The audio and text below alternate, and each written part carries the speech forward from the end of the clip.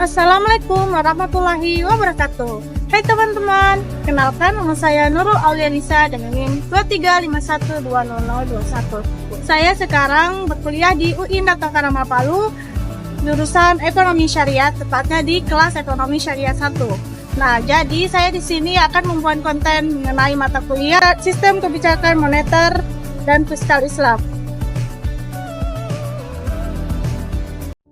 Ya, teman-teman, langsung saja kita membahas pengertian zakat dalam fiskal Islam.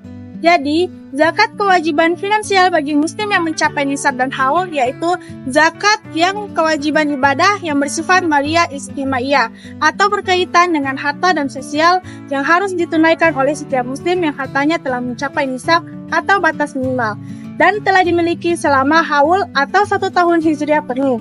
Zakat bertujuan untuk membersihkan harta, menumbuhkan keberkahan, dan membantu kelompok masyarakat yang membutuhkan, seperti fakir miskin dan lain-lain.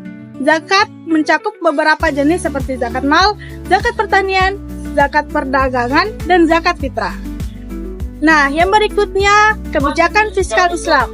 Jadi, pengaturan pendapatan dan pengeluaran negara sesuai prinsip syariah, yaitu kebijakan fiskal adalah upaya pengelolaan keuangan negara, baik dari sisi pemasukan maupun pengeluaran, yang berlandaskan pada prinsip-prinsip keadilan, transparansi, dan keberpihakan pada kesejahteraan umat, sesuai ajaran Al-Quran dan Sunnah. Pendapatan negara dalam sistem ini bisa berasal dari zakat, haraj, jizyah, ghanimah, wakaf, dan lainnya. Pengeluaran difokuskan untuk kepentingan umum, pengentasan kemiskinan, pembangunan sosial, dan kemaslahatan umat tanpa melanggar syariah. Nah, selanjutnya membahas zakat sebagai instrumen fiskal. Nah, zakat sebagai instrumen fiskal ada 3. Yang pertama yaitu sumber pendapatan negara Islam. Jadi, zakat termasuk salah satu sumber utama pendapatan dalam sistem keuangan negara Islam atau Baitul Mal. Dalam sejarah Islam, zakat digunakan untuk membiayai kebutuhan negara seperti pembangunan infrastruktur, pembiayaan pertanahan, dan kesejahteraan sosial. Karena zakat bersifat wajib bagi muslim yang mampu, ia menjadi sumber dana yang stabil dan teratur yang dapat digunakan untuk kepentingan umum. Nah, yang kedua yaitu distribusi kekayaan yang adil.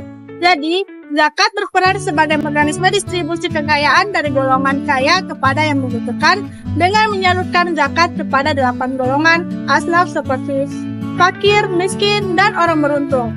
Zakat membantu mencegah penumpukan kekayaan pada kelompok tertentu. Hal ini menciptakan keseimbangan sosial dan keadilan ekonomi sehingga mengurangi kesenjangan antara kaya dan miskin. Nah, yang terakhir yaitu mengurangi beban pajak saya. Jadi, dalam sistem ekonomi Islam, zakat dapat berfungsi sebagai pengganti atau pengurang pajak. Negara yang mengintegrasikan zakat dalam sistem fiskalnya dapat meringankan beban pajak masyarakat, terutama umat muslim. Jika zakat dikelola dengan optimal, negara tidak perlu terlalu bergantung pada pajak konvensional dan dalam beberapa pandangan bisa menjadi beban berat bagi warga. Jadi, tujuan fiskal zakat ada 3. Yang pertama, mengentaskan kemiskinan.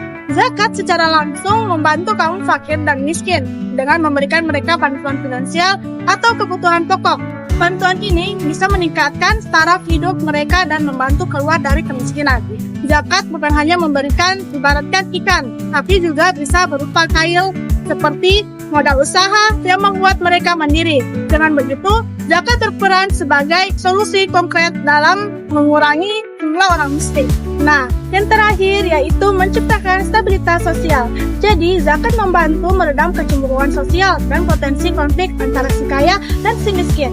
Dengan adanya sistem distribusi yang adil, kelompok miskin merasa diperhatikan dan dihargai, sehingga memunculkan rasa keadilan sosial. Hal ini menciptakan hubungan harmonis dalam masyarakat dan mencegah keresahan sosial akibat kesenjangan ekonomi yang terlalu lebar. Nah, yang berikutnya kita membahas perbandingan zakat dan pajak konvensional. Jadi, perbandingan zakat dan pajak konvensional ini ada 5. Yang pertama yaitu dasar hukum Al-Quran Sunnah versus undang-undang negara. Nah, zakat memiliki dasar hukum yang bersumber dari wahyu, yaitu Al-Quran dan hadis Nabi, sehingga ia merupakan kewajiban agama bagi setiap muslim yang memenuhi syarat. Nah, sedangkan pajak konvensionalnya ditetapkan berdasarkan peraturan perundang-undangan yang dibuat oleh pemerintah untuk mengatur keuangan negara dan pembangunan nasional. Nah, yang kedua yaitu sifat ibadah wajib versus administratif. Jadi, zakat adalah bentuk ibadah yang berdimensi spiritual dan sosial. Membayar zakat termasuk rukun Islam yang kelima dan bernilai ibadah. Nah, sedangkan pajak bersifat administratif yaitu kewajiban warga negara yang harus dipenuhi sebagai bagian dari kontribusi terhadap pembangunan tanpa nilai ibadah dalam Islam. Nah, yang ketiga yaitu penggunaan terbatas pada 8 asnaf versus umum. Jadi, zakat hanya boleh diberikan kepada 8 golongan penerima. Asnaf yang telah ditetapkan dalam Al-Quran Surah At-Taubah ayat 60 seperti fakir, miskin, amil, dan sebagainya. Nah, yang keempat yaitu tarif tetap versus bervariasi. Jadi, tarif zakat bersifat tetap dan baku seperti 2,5% zakat mal atau kata, 5 atau 10% untuk hasil pertanian, dan lain-lain sesuai jenis harta dan nisabnya. Nah, tarif pajak bervariasi tergantung jenis pajak, penghasilan PPN, bea masuk, dan lain-lain, dan bisa berubah sesuai regulasi pemerintah. Nah, yang kelima atau yang terakhir yaitu audit ritual versus sanksi hukum. Nah, zakat diawasi oleh nilai keimanan dan kesadaran spiritual di mana pertanggungjawabnya adalah kepada Allah Subhanahu wa Ta'ala. Nah, sedangkan pajak diawasi oleh sistem hukum negara dan jika tidak dibayar bisa dikenakan sanksi hukum seperti denda, penyitaan, atau pidana. Nah, yang berikutnya ada tantangan dan solusi pengelolaan zakat. Nah, tantangan yang pertama yaitu kurangnya kesadaran. Banyak umat Islam yang belum memahami kewajiban zakat secara menyeluruh, baik dari segi hukum, jenis harta yang wajib dizakat, maupun manfaat sosialnya. Akibatnya, potensi zakat yang besar tidak tergali secara maksimal. Selain itu, ada juga yang masih lebih memilih menyalurkan zakat secara pribadi karena kurang percaya pada lembaga zakat. Nah, yang kedua yaitu belum terintegrasi di APBN. Jadi, zakat belum secara resmi menjadi bagian dari sistem keuangan negara, seperti pajak dalam APBN, anggaran pendapatan dan belanja negara. Akibatnya, peran zakat sebagai instrumen fiskal belum optimal untuk mendukung program pengentasan kemiskinan dan pembangunan sosial. Nah, yang terakhir itu ada pengelolaan amil belum maksimal. Sebagian lembaga amil zakat masih menghadapi kendala dalam hal manajemen, transparansi, dan teknologi, kualitas SDM yang belum profesional, serta kurangnya sistem pelaporan dan distribusi zakat yang efektif menjadi hambatan dalam membangun kepercayaan publik.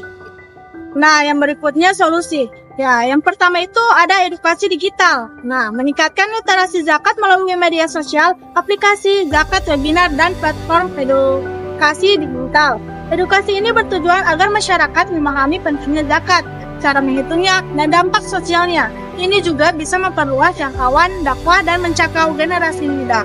Nah, yang kedua ada integrasi nasional. Jadi mengusulkan sistem zakat yang terintegrasi secara nasional, termasuk kemungkinan sinergi antara zakat dan pajak. Hal ini bisa melibatkan kerjasama antara lembaga zakat dan pemerintah. Contohnya yaitu Kemenkeu atau Basnas. Nah, agar zakat dapat diakui sebagai bagian dari kontribusi fiskal negara. Nah, yang terakhir ada profesionalisasi amil zakat. Nah, meningkatkan kualitas SDM pengelola zakat atau amil dengan pelatihan, sertifikasi, dan penggunaan teknologi manajemen modern. Pengelolaan zakat harus dilakukan sembara, transparan, akuntabel, dan efisien agar mampu membangun kepercayaan, menzaki, dan mempercepat penyaluran kepada mustahik. Nah, jadi kita akan menyimpulkan peran zakat kebijakan fiskal. Nah, kesimpulannya yaitu zakat memiliki peran penting dalam kebijakan fiskal Islam sebagai sumber pendapatan negara yang bersifat spiritual dan sosial. Sebagai kewajiban finansial bagi muslim yang mampu, zakat berfungsi untuk mendistribusikan kekayaan secara adil, mengurangi kemiskinan, dan menopang stabilitas ekonomi. Dalam sistem fiskal Islam, zakat menjadi instrumen yang selaras dengan prinsip syariah untuk mengatur pendapatan dan pengeluaran negara demi kesejahteraan umat. Nah, itu saja yang bisa saya bahas mengenai peran zakat dalam kebijakan fiskal Islam. Sekian, wabillahi taufiq wal hidayah. Wassalamualaikum warahmatullahi wabarakatuh.